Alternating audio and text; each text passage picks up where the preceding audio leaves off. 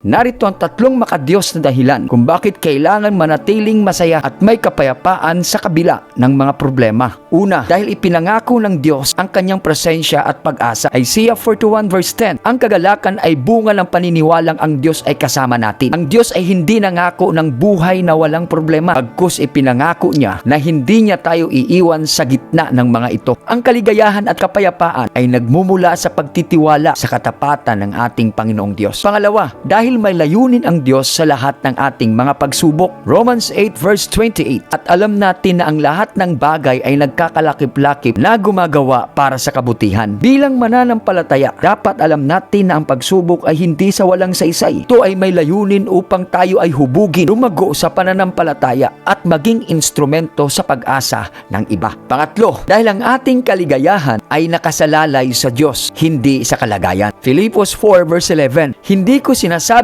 ito dahil ako'y nangangailangan, sapagkat ako'y natutong nasiyahan anuman ang aking kalagayan. Ang tunay na kagalakan ay hindi nakadepende sa mga bagay na pansamantala at nagbabago. Ito ay nagmumula sa pagkilala sa Diyos, sa kanyang pag-ibig, kapatawaran at pangako ng buhay na walang hanggan. Kapatid, ang iyong pag-asa ay nasa iisang bagay na hindi maaagaw ng kahit anong problema, ang pag-ibig at ang pangako ng Diyos. At kung maggagawa mong magtiwala sa Kanya, madadaig mo ang masama ng mabuti.